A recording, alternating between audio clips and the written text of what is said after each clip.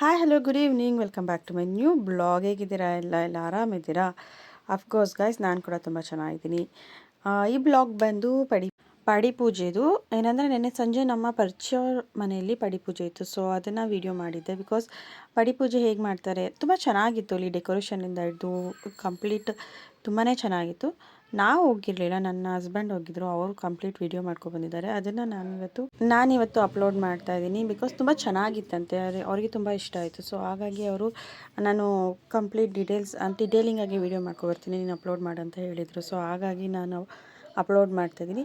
ಏನಂತ ಅಂದರೆ ಅಲ್ಲಿ ಡೆಕೋರೇಷನಿಂದ ಹಿಡಿದು ತುಂಬ ಜನ, ಅಯ್ಯಪ್ಪ ಮಾಲೆ ಹಾಕಿರೋರು ಸಹ ತುಂಬ ಜನ ಬಂದಿದ್ದರು.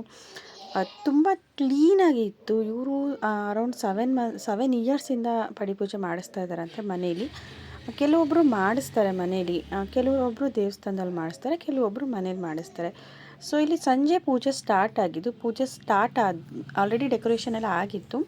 ಸಂಜೆ ಗುರುಗಳು ಇರ್ತಾರಲ್ಲ, ಅಯ್ಯಪ್ಪ ಸ್ವಾಮಿಲಿ 18 ಇಯರ್ಸ್ ಕಂಪ್ಲೀಟ್ ಆದವ್ರನ್ನ ಗುರುಗಳು ಅಂತ ಕರೀತಾರೆ. ಸೊ ಅವ್ರುಗಳೆಲ್ಲ ಬಂದು ಏನು ಪೂಜೆ ವಿಧಾನಗಳೆಲ್ಲ ಏನಿದೆ ಅದು ಸ್ಟಾರ್ಟ್ ಮಾಡೋದು. ಸ್ಟಾರ್ಟಿಂಗ್ ಬಂದು ಜಪ ಅಂದರೆ ಅಯ್ಯಪ್ಪ ಸ್ವಾಮಿದು ಅಂದರೆ ಭಜನೆ ಮುಖಾಂತರ ಸ್ಟಾರ್ಟ್ ಮಾಡಿದ್ರು. ಸುಮಾರು 1 ಅವರ್ ಮೇಲೆ ಭಜನೆ ಆಯಿತು. ಭಜನೆ ಆಲ್ರೆಡಿ ಸ್ಟಾರ್ಟ್ ಆಗಿದೆ ನೋಡಿ. ಶ್ರೀ ಸರ್ವಾರ್ಥ ಸಾಧಿಕೆ ಶರಣ್ಯೇ ತ್ರೈಂಬಕೆ ಗೌರಿ ನಾರಾಯಣಿ ನಮೋಸ್ತುತೆ. ಸರ್ವಮಂಗಳ ಮಾಂಗಲ್ಯೆ ಶಿವೆ ಸರ್ವಾರ್ಥ ಸಾಧಿಕೆ ಶರಣ್ಯೇ ತ್ರೈಂಬಕೆ ಗೌರಿ ನಾರಾಯಣಿ ನಮೋಸ್ತುತೆ.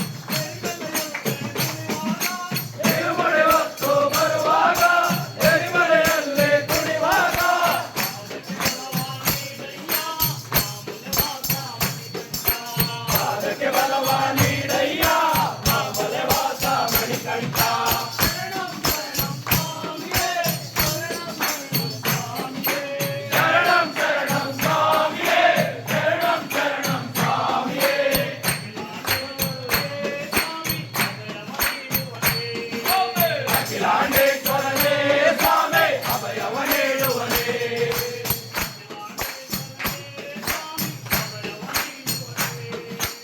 ಅಖಿಲಾಂಡೇಶ್ವರನೇ ಸ್ವಾಮಿ ಅಭಯವ ನೀಡುವನೇ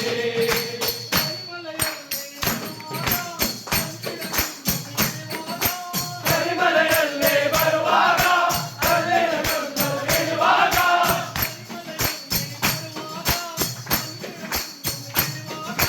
ಕರಿಮಲೆಯಲ್ಲಿ ಬರುವಾಗ ಕಲ್ಲಿನ ಗುಂಡು ಇಳಿಯುವಾಗ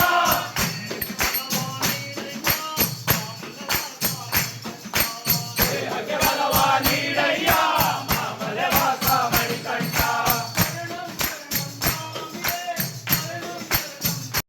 ಹೀಗೆ ಭಜನೆ ಆಯಿತು. ಸುಮಾರು ಅರೌಂಡ್ 1 ಅವರ್ ತನಕನೂ ಭಜನೆ ಆಯಿತು. ಭಜನೆ ಆದಮೇಲೆ ಮಹಾಮಂಗಳಾರತಿ ಸ್ಟಾರ್ಟ್ ಮಾಡಿದ್ರು.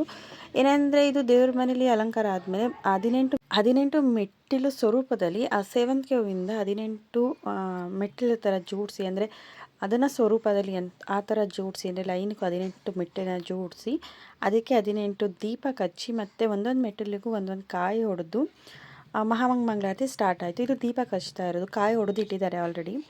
ಸೊ ಇಲ್ಲಿ ದೀಪ ಹಚ್ತಾ ಇರೋವಂಥದ್ದು. ನೆಕ್ಸ್ಟು ದೀಪ ಹಚ್ಚಿ ಮಹಾಮಂಗಳಾರತಿ ಮಾಡ್ತಾ ಇರೋವಂಥದ್ದು ವಿಧಾನ ಇದು. ಮಹಾಮಂಗಳಾರತಿಲೂ ಸಹ ಏನಂದರೆ ಭಜನೆ ಇತ್ತು. ಸೊ ತುಂಬ ಚೆನ್ನಾಗಿದೆ ನೋಡಲಿಕ್ಕೆ. ನಾವೇನಂತ ಅಂದರೆ ನೆಕ್ಸ್ಟ್ ವೀಕ್ ನಮ್ಮ ಮನೇಲೂ ಸಹ ಪಡಿಪೂಜೆ ಮಾಡಿಸ್ಬೇಕು ಅಂತ ಅಂತಿದ್ದೀವಿ. ಸೊ ಬಟ್ ಮನೇಲಲ್ಲ, ನಾವು ದೇವಸ್ಥಾನದಲ್ಲಿ ಮಾಡಿಸೋಣ ಅಂತಿದ್ದೀವಿ. ಇದನ್ನು ನೋಡಿದಾಗ ನಂಗೆ ತುಂಬ ಖುಷಿ ಆಯಿತು. ಸೊ ನೆಕ್ಸ್ಟ್ ವೀಕು ನಾವು ನಮ್ಮ ಮನೇಲಿ ಅಂದರೆ ದೇವಸ್ಥಾನದಲ್ಲಿ ಹೇಗೆ ಮಾಡ್ತಾರೆ ಅನ್ನೋದು ಕೂಡ ನಾನು ನೆಕ್ಸ್ಟ್ ಬ್ಲಾಗಲ್ಲಿ ತೋರಿಸ್ತೀನಿ. ಸೊ ಇದು ಮನೇಲಿ ಮಾಡ್ತಿರೋ ಬ್ಲಾಗ್ ಆಗಿರೋದ್ರಿಂದ ತುಂಬ ಅಂದರೆ ತುಂಬಾ ಚೆನ್ನಾಗಿದೆ ಗೈಸ್. ನೋಡಿ, ಇದನ್ನು ಹತ್ರದಲ್ಲಿ ನೋಡೋದಕ್ಕೂ ಪುಣ್ಯ ಮಾಡಿರಬೇಕು ಅಂತಾರಲ್ಲ, ಹಾಗೆಯೇ ಇದು ಬಂದು ಮಹಾಮಂಗಳಾರತಿ, ಫೈನಲ್ ಮಹಾಮಂಗಳಾರತಿ ಇದು. ಮಹಾಮಂಗಳಾರತಿ ಆದಮೇಲೆ ಪ್ರಸಾದ ಇರುತ್ತೆ. ಪ್ರಸಾದ ಕೂಡ ನೀಟಾಗಿ ಅರೇಂಜ್ ಮಾಡಿದ್ದಾರೆ, ತುಂಬಾ ಚೆನ್ನಾಗಿ ಅರೇಂಜ್ ಮಾಡಿದ್ದಾರೆ. ಇದು ಮಹಾಮಂಗಳಾರತಿ ಮಾಡ್ತಿರೋವಂಥ ವಿಧಾನ. ಸೊ ಎಲ್ಲ ಲೈಟ್ ಆಫ್ ಮಾಡಿ ಬರೀ ದೀಪದಲ್ಲೇ ಮಹಾಮಂಗಳಾರತಿ ಎಷ್ಟು ಚೆನ್ನಾಗಿ ಕಾಣಿಸ್ತಿದೆ ಅಂದರೆ ಕಣ್ಣು ನೋಡಲಿಕ್ಕೆ ಖುಷಿ ಆಗ್ತಾಯಿದೆ, ಅಷ್ಟು ಚೆನ್ನಾಗಿ ಮಾಡಿರೋದು. ಕಂಪ್ಲೀಟ್ ಲೈಟ್ ಆಫ್ ಆಗಿದೆಯಂತೆ. ದೀಪದಲ್ಲಿ ಮಾತ್ರ ದೇವರು ಕಾಣಿಸ್ತಾ ಇರೋವಂಥದ್ದು. ಈಗ ಎಷ್ಟು ಚೆನ್ನಾಗಿ ಕಾಣಿಸ್ತಿದೆ ನೋಡಿ ನೀವೇ. ಪೂರ್ತಿ ದೀಪ ಆಫ್ ಮಾಡಿದೆ, ಅಂದರೆ ಪೂರ್ತಿ ಲೈಟ್ ಆಫ್ ಮಾಡಿದೆ. ಏನಿದ್ರು ದೀಪದಲ್ಲಿ ಮಾತ್ರ ದೇವರ ಅಲಂಕಾರ ಕಾಣಿಸ್ತಾ ಇರೋಂಥದ್ದು ಇದು.